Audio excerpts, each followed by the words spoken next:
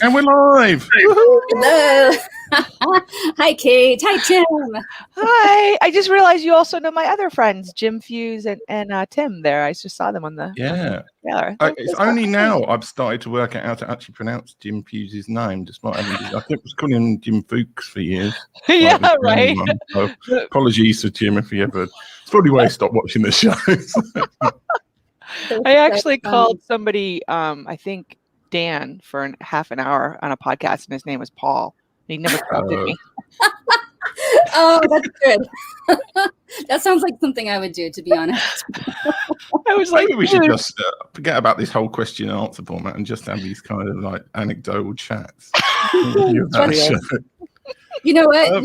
We have our names here to see, so that helps a lot. If it would, if anybody knew who I was, but like nobody cares. Right. So there's a burning question that everybody wants to know. How did you end up with a photograph of you and the Rolling Stones on your LinkedIn profile? Yes. Well, it's a funny story. So I was a rock and roll DJ, right? My last gig was broadcasting to 20 million listeners for XM, Sirius XM. That's the satellite radio. And before then, I'd been up and down the Eastern Seaboard at terrestrial stations, but really the format I was in was called adult album alternative, which is pretty rare. Like in a general market, you've got like top 40 and country on top, number one, and then AAA, my format, way down, like 2021. So nobody knows the format. So you don't really get access to the big shows, you know, but at XM I did. And so this is the first huge arena show I've asked to go to, and I want to go. And normally I don't have to ask, I can just get tickets, but I can see that it's kind of an important one. And my boss doesn't want me to go. He's just being kind of a jerk, actually. And I'm like, he's like, it'll be seen as payola. And I'm like, this is crazy. It's the Rolling Stones. I mean, you know, It's not payola. What the hell? Let me go. He's just being a jerk. And so I got, so the VP of programming announces that he's going and he's got 2 more tickets. And I'm like, now can I go? You know, so I get the tickets and bring my husband, but with then boyfriend David, who was the guitar player for my favorite record of the year at XM the first year I was there, the Downwell. So, you know, job hazard, that's how we meet. And so a couple days before, the VP sends out, he's got 2 more passes. Who wants to go? And so I ring up my friend Ben down in production. I'm like, hey, call my friend Merritt, who I know you have a crush on. We'll all go. You'll have a fabulous time with someone who I know will like be nice to you all night, and it'll be great. My four favorite people. And so we're all psyched. And the day of, the VP sends out a little thing, and he's like, hey, we're going to do a meet and greet with the Stones. And we're dying because we're too cool for school. Like, you don't meet and greets, you know, you don't do meet and greets because you're just like, you know, part of the talent, right? And so, but of course, we're like totally pissing our pants because we're like, it's the goddamn Stones. We're doing this, you know? And so we go, and you go early, and they take you, this beautiful young British woman actually takes us downstairs into the basement of like the arena. And there's 2 groups of people, each with about 12 aside. And it's mostly the A&R radio people. So a bunch of jerks. We're all radio jerks. Yeah. You know, we're not cool. The band does not want to hang with us, you know? And she says, okay, here's the open bar, hang out. The band will come in. It'll be very quick. No signatures, no autographs, and no photographs. Our cameraman will take a photo, and it'll be very quick. So be in your position. So we're like, okay. So we're, you know, jerking around, and in comes the band. And so first walks in Mick, and he's got this red satin shirt on, and his eyelids are like he needs eye cream bad. They're like hanging over, you know what I'm saying? You know, that wrinkle you get. And he sticks his hand out to us like this, like kiss my ring, right? That's what he does. And we're like, and he's not interesting or say hello or anything. He just walks around like this. And then Charlie Watts comes in. You know, Charlie, he's just stiff as a coffin. Like, doesn't want anything to do with anybody. But then Ron Wood comes in his red striped shirt, and he's all chummy, and he walks right over to the one young thing, the 16-year-old daughter of the VP of programming. She's all cute and blonde, and he puts his arm around her. You know, he's like got his monitors on. And then I'm grabbing my David, and I'm trying to pull him back because he's so polite. So he's in the back of the crowd, and I'm trying to pull him forward because I know the picture is coming. I can see the photographer, so I'm yanking him, and I got my arm around my other best friend, and Keith Richards comes in, and he finds the only guitar player in the whole room, my husband, and he puts his arm around him and brings him forward and says, "Come here, shorty," and then the photo snapped. That is a fantastic story. Right? And, then the big trapdoor appeared, and you fell out. They flushed us all down. This makes an incredible story. Tim, we're just talking about you, Tim. We miss you. Kate was saying she knows you, so thanks for popping in. I do, Tim. Hi. That's so great. So you started in radio. Well, where did you start?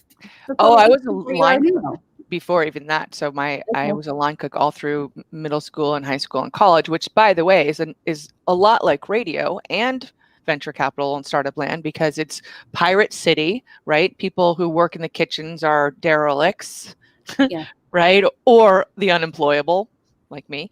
And it was a boys' club, which didn't bother me because I was kind of a tomboy, but like another place where it was lawless, and I like the lawlessness of things because I'm I'm an entrepreneur, and also, like radio in the kitchen, you have to time everything to come up hot at the same time, right? Mm-hmm. So when you're on the air, if you're doing it not like they do it today, you're queuing up songs and listening to the tips and tails and making sure the segue's right and getting all the carts together for the next commercials and all those things, right? So it's a dance, and it's a dance where you're under pressure because it was live, and so I got 3.5 minutes to pee. Okay, here we go. I got 4.5 minutes to smoke a cigarette. Yes. Ooh, maybe I'll put on a Dead song and go down to the corner store and pick up a Coke. That kind of wildness.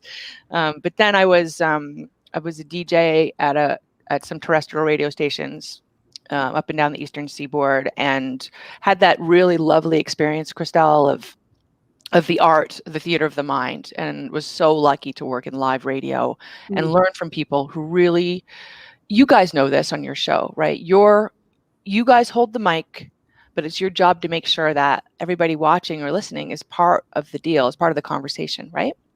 That's the skill. Yeah.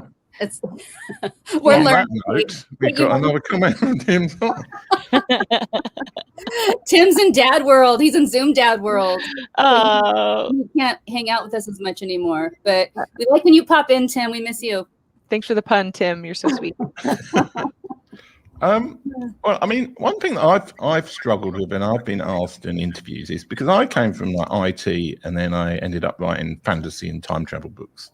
And now I kind of hang out pretending to be in social media marketing. Never really get around to doing anything much.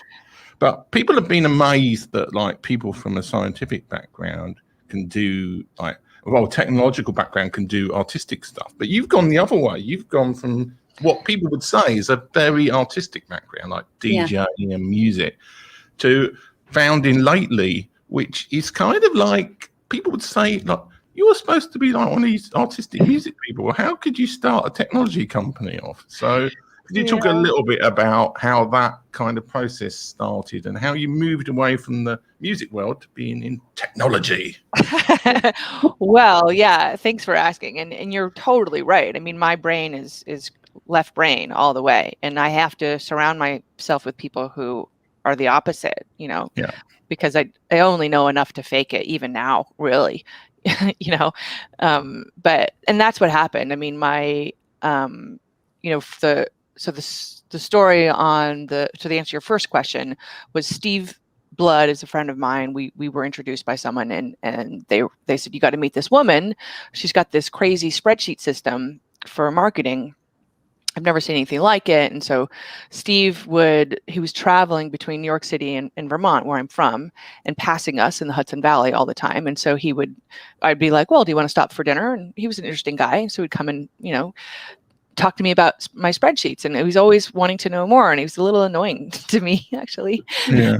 And he was a former CTO and an angel investor and a serial entrepreneur. So he knew that world very, very well, and had some exits as well, good ones and bad ones. So he'd taken some punches, and he managed to convince me. Well, at first he was like, listen, we just need $25,000 and then we're going to automate your spreadsheets and build some wireframes. And I was like, what? That's totally French. I don't know what you're saying. Like he was like, first of all, $25,000. Like I said, I worked in a line cook and in radio. Yeah. I had no money. I've been busting my butt to save $25,000. We were buying our first house, which every time we come home, we say, "Oh my God, it's still there," because we're both music people. We have the fact that we own a home is a miracle, right? And then I was like, "Don't touch my spreadsheets," because by then I had a marketing agency, and I built a spreadsheet system for Walmart that got them 130% ROI year over year for 3 years. Not too shabby, right? Yeah. And I was like, don't touch my spreadsheets. What are you, crazy? And of course, I didn't know what the word wireframe even meant at all. The blueprint of a website. And so Steve ended up taking the money out of his own pocket and bringing Jason, my other co-founder, to my house one night. It was a Sunday, and I was a consultant, so I got a vacation when clients did, right? And it was a Sunday after Christmas. So I was on vacation. It was 8:00 at night. I'd had a couple glasses of wine and these bozos are knocking on my door, and I'm pissed. And they came in and showed me what they built. And I was like, oh, right. So Steve says I was a lot nicer to him after that. Yeah. Once you understood what they're trying to get at.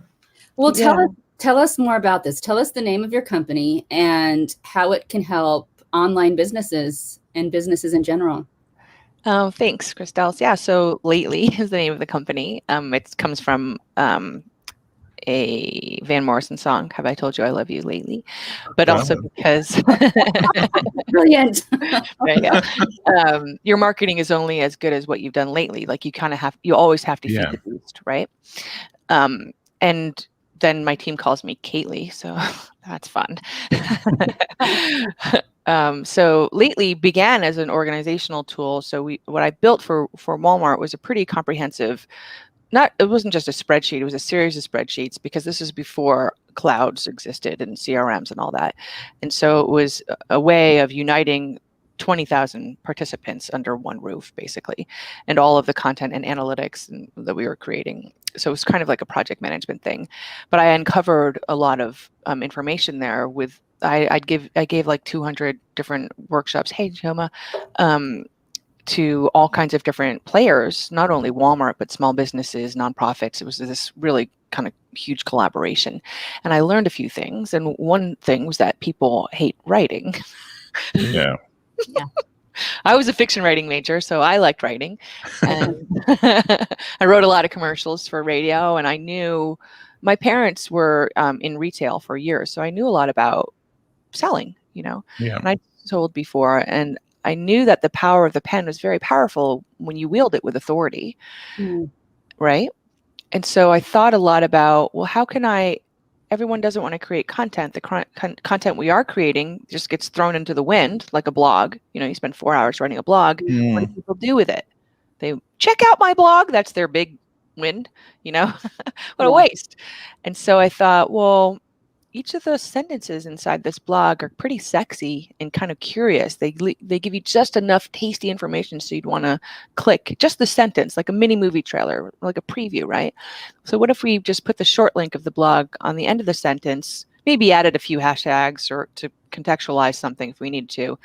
And I did it for almost every sentence I could possibly find in the blog that was interesting. So boom, I got 40 social posts, right? All different ways for people to access something because people are different. They don't respond to the same messaging, And then I showed Walmart how to disseminate and localize this with all 20,000 players. So we killed like a lot of birds with one stone, right?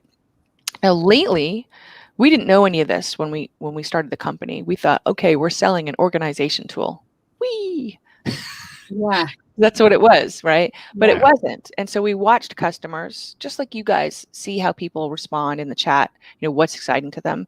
We watched what was exciting to people. And the exciting thing was the AI, which we didn't even know was AI, but it was the writing component, right? So what happens now is Lately instantly studies every piece of content you've published on any social channel that you give us access to. And we learn what your customers like and share and engage with. And we build a writing model based on what we know they want to read, watch, or hear. And then anything you put in our brain, anything you feed the brain, we apply the same writing model to, and we look for those kinds of social posts that we can pull out for you. So if you gave me this webinar, you push a button, we automatically transcribe the text, apply the writing model, and boom, I'll give you 100 mini movie trailers with the matching video of the cool things that Tim or Christelle or I say in just a few minutes, right? Yeah. And it's inside a giant social media platform that's tied to features where like you can syndicate this content across every employee's social account in your entire enterprise, for example, right? So it's a pretty beefy party. Yeah, that's incredible. Thanks. Yeah, it's hard to describe, right? I mean, I'm bad at that, right? Which drives me crazy. Well, who's your? I'm curious. Then I actually have two questions. Who's your ideal client? Who does this work? So we work with small, medium, and large businesses, and we sell them the exact same product, but some respond to different features. So for example, social animals, like my friend Alex Lowe, he's a LinkedIn beast. He's just creating content all the time. He loves Lately because we instantly save him hours and hours of work, right? Yeah. Okay. And we work with agencies, for example, who do all this work manually and can upsell the product to their customers or white label it. But most importantly, we work with larger enterprises. So companies that have hey, Jim, what's happening? Companies that have a franchise model, for example. So one CMO needs to do the marketing for every franchise across the country, or wants to light up employee advocacy. She's got a lot of people that don't know a thing about marketing, but want to say something on social about the company. So she can say it for them with Lately. Got it. Okay. So before Tim asks another question, I want to ask one more. Thank you for asking these questions. Like, I don't mean to be commercial, but Tim and I, we're so good at like, okay, is it Tim's turn? Is it Christelle's turn? You guys are a duo. Awesome duo. It's so funny. But then I tend to be my ADHD and I get hyper focused. I have to ask you this because you mentioned the power of the pen. And I'm fascinated by that. Will you explain that a little bit more? Yeah, for sure. So generally, it doesn't matter what you say; it's how you say it. Okay. Yeah. Generally, and I've learned this from even pitching, and doing a million demo days. Right? People want a confident person, and they like to be. Generally, people like to be led or directed. Right? It's our nature. There are broadcasters and fans in the world, and some people are both, but everybody's one or the other, Yeah. And so the power of the pen means that you get to break the rules and make the rules, which I love, right? Insouciant City over here is my thing. And when you're with the AI, how it works for us is, so the AI will spit out 100 social posts, and about 20% of them you might want to trash, but about 40% of them are almost there. And you just want to add in a little of that power of the pen to give that context, help it along, help it learn your voice. Then there's another 40% that like you can see there's an idea there, and it's an idea you don't want to lose. It's a golden nugget. And so again, you got to get in there.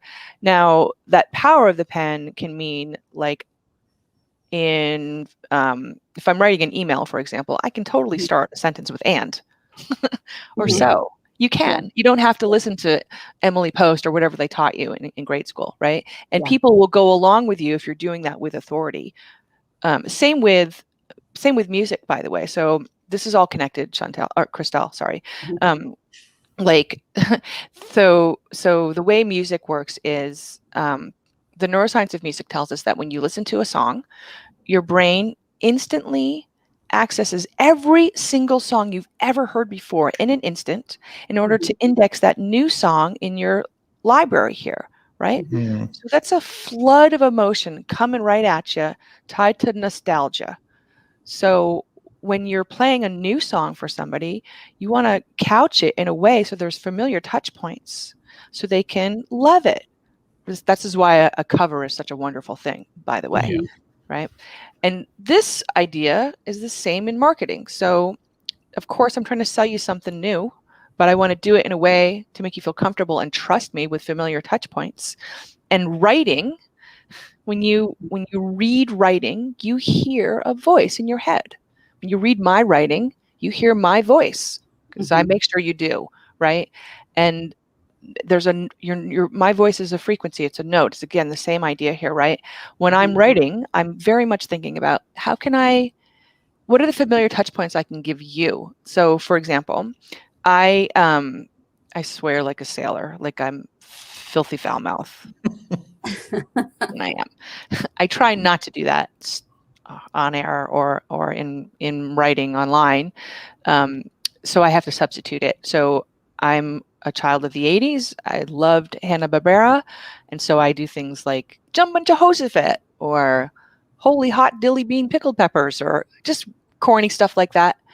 And it's corny, but it harkens back to a time for me, and it gives people an access point to me in that way, right? Yeah. And yeah, sorry. And you just wanted to start a sentence with an and. I did. You're so good. This magical keyboard we all have, right, has so many unused, beautiful tools for you, whether it's an ampersand or an ellipsis or an end dash or a parentheses or all capital letters or italics or bold.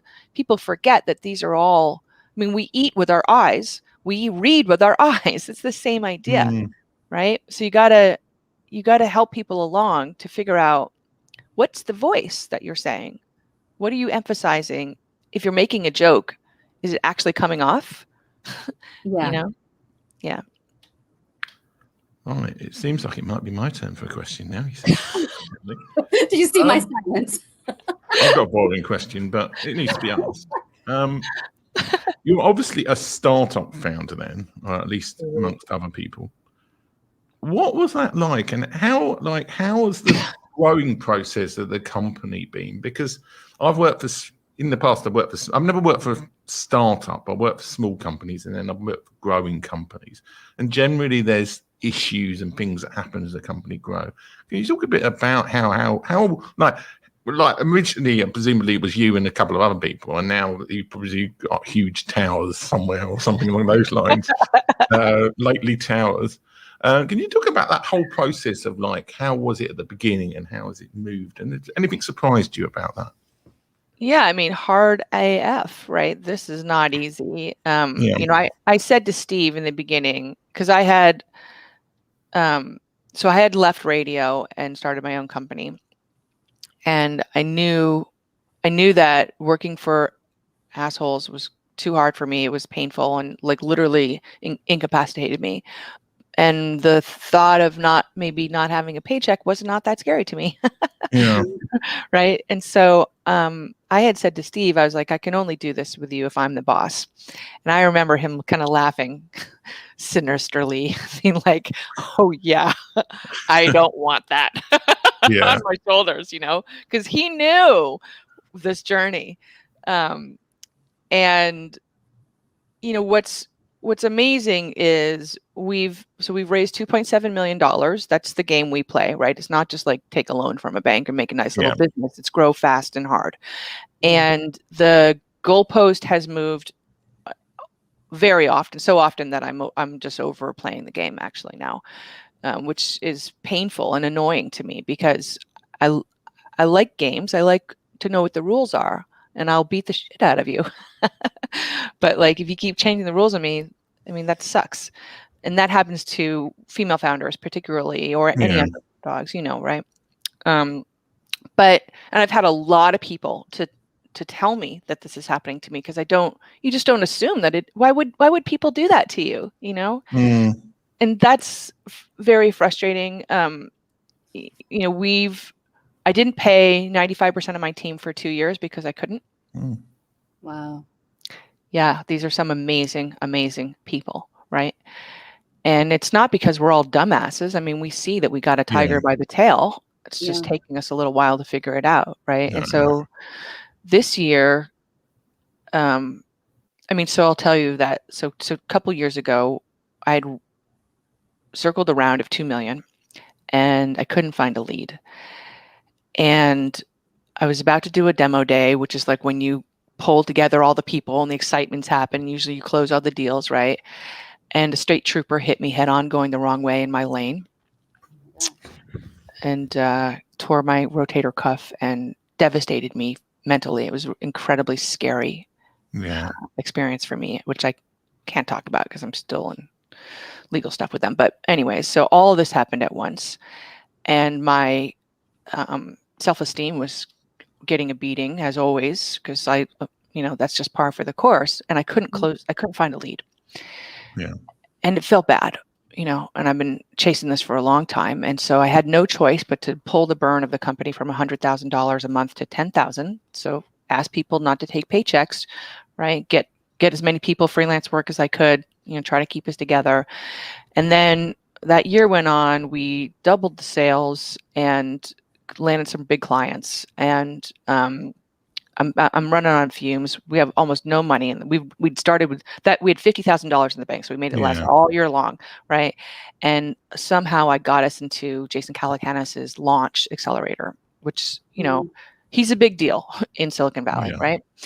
And so we go out there. He invests $100,000. We're like every day we're checking the bank account because like it was so tight, Yeah. And I fly out there from New York to San Francisco once a week, every week for 4 months.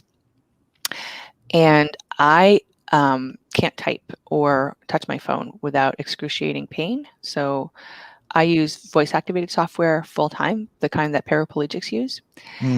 So I can't get anything done on a plane. There's no work happening for me for, so that's 3 days wiped out for me every week. It was big. It was hard. And my confidence was shot. And I'm telling you this long story, sorry, but so a couple of things happened. Number one day I couldn't go. I had to come home there was a deposition for the case. And it was a no not to be there. Jason let you know, like, what are you doing? You're effing up here. And I couldn't do it. And so Steve had to go for me. And Steve has like stage fright, like real bad. Yeah. So I'm in the deposition and my phone starts to explode. And it's because Steve's gotten up on stage and he's totally melting and he doesn't know what to do. And so he just says, I'm going to just pitch Kate for 3 minutes. And he tells the story I'm telling you. And they videotape everything. So I didn't even know I had done these things, right? So like, here I am thinking that I just sucked as an entrepreneur. And he's like, no, she pulled our burn down. She kept the team together. She doubled sales. She landed SAP and Anheuser-Busch InBev. She got us Calacanis. And I'm like, oh, perspective is good. And so we come out of Calacanis. I won the final demo day, which is the one to win, progress. And I had $4 million circled. So we're going to be oversubscribed. I've got a term sheet, the thing I've been chasing for 2 years. I got one. I got 2 more promised to me. And the whole world is collapsing, And my gut also said that it wasn't the right thing for us. And so I was dragging my feet, but I didn't really know why. And so when it just seemed inevitable that we weren't going to close this round, I don't know how to tell you guys. Like I failed twice, like my team who's all been rooting for me and they're bleeding for me, and I'm thinking my investors must just think I'm a fucking wash up, and I did ask one of our investors to give us a loan of $50,000 because I could see that it wasn't going to work out and that COVID was coming and nobody knew what was going on. And so we had this cushion. I like to have a lot of cushions. And I said to Lauren, my head of growth, I was like, listen, I need you just to run things. I gotta check out. I'm obviously not getting the vacation that I had planned. No one is. Yeah. And I'm mentally just totally toast. And so before I did sit on the couch and stuff my face with nachos for a couple weeks, I said to the team, could you please build that feature that people have been asking us to build, which is the video clips feature. Yeah. And Gary V got a hold of it. Oh. Yeah. So the good news is Gary built the Twitter channel fueled 100% by Lately and nothing else. It gets him a 12,000% increase in engagement. He's one of our advisors, and we increased sales from $25,000 MRR to $89,000 MRR in the last 11 months. And we just hit $1 million ARR 2 weeks ago. Yeah. Oh my gosh. Yeah. So there's a happy ending. I mean, we did it. Yeah. This is such a powerful story of perseverance and winning. And I mean, you had us. I want to ask you, as a woman entrepreneur, will you speak to our woman audience and kind of give some sort of hope or advice? Tell us. I mean, that story was powerful in itself. And you end with Gary V, and we're all like, right? But will you give the women in our audience who are entrepreneurs, who are hanging on, who are like we're still in the midst of this lockdown, like tell us some word of advice.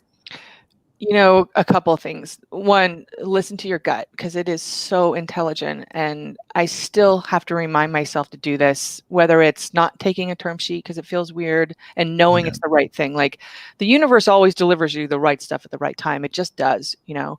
And maybe it's, you know, maybe your co-founder is just kind of freaking out and your gut is saying, I don't know if this is the right person for us, or maybe it's fire a customer, whatever it is. You got to listen to that sucker. And I feel like my women friends and me included are bad at this, generally speaking. And so that's one thing. But I think the other is what you guys are doing, what Tim has done, and what Jim, the guys who were commenting earlier, have done is lift other people up. Like you have to ask to be lifted up when you're on the underdog side, but then when it's your turn, you got to replicate it, right? So like the only way, and this is, someone reminded me of this recently. She's like, if a company has like all white dudes on the board and you want women to be up there as well, you can't alienate the white dudes as part of the conversation, because they have the power to lift you up, right? So everyone has to be part of the conversation. So that was a great insight, I thought, you know. So ask people, number one, and then and thank them. You know, this show lifts me up, lifts everybody else like me up, right? We have to the little things.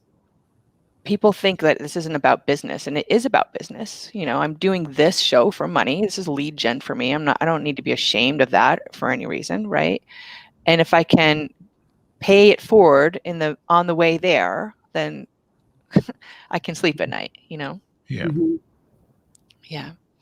You know, I'll tell you one other thing. I forgot about this until a couple of students reminded me that I had told their class this recently. I was on the plane from New York to San Francisco, 6 hours of hell. You know, my back hurts, the whole thing. And this woman sits down next to me, and she's a neuroscientist for wellness. How cool. So interesting, right? Yeah. And I decided to do something I normally don't do. So normally on a plane, I'm like I have all my paper things with me to do, you know, books, and I'm just working. And I made a decision for some reason these 4 months, I was just going to like get to know people in Ubers and on the plane. So she sits down and she kind of coaches me for free for 6 hours. And she was on her way to Oracle to work with a team of executives there. And I asked her, I was like, so in all the talks that you do, like, what's the magical thing, the spark that people really respond to? And she said, oh, this is it. And so she said that she makes everybody stand in a circle, and she asks them to, you know, imagine there's a string on their head pulling you up and just making yourself really tall, and to think to yourself, this is my dignity, you know, right? Dignity is tall. And then she says, you pull she asked them to pull their shoulders back and really be strong. Yeah, there you go. Do it. Good. And you think, this is my strength, right? That makes so much sense. This is my strength. And then she said, if you can kind of imagine yourself, or if you're sitting, just lean back a little bit, put the weight on your heels just a little bit, and get that perspective, right? And imagine, this is my vision. So it's dignity, strength, and vision. And then she asks you to pronounce something out loud, the phrase, I am committed to XYZ. Yeah.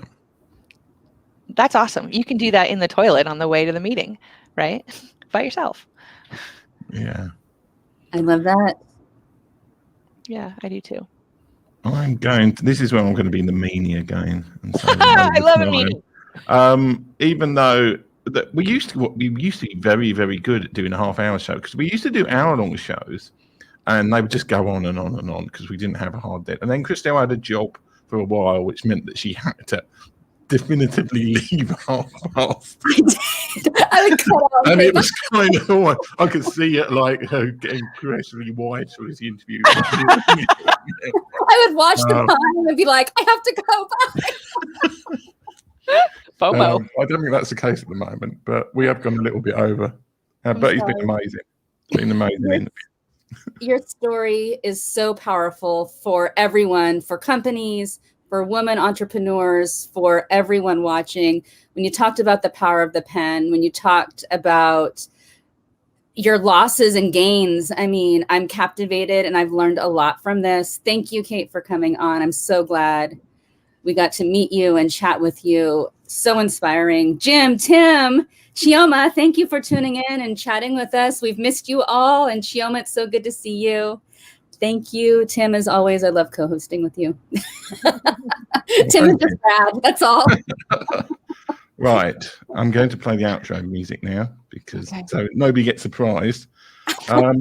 And this is something I should have told you in the intro, but like, let's be live. It's kind of, you can hang around and talk to us after the show's live if you want to, or you can leave, whatever's easier for you. Anyway, thank you to everybody who watched. Bye.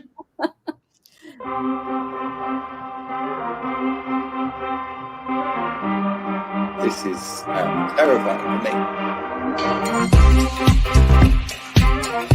I've made more money in the last 3 years than I did in the previous 7.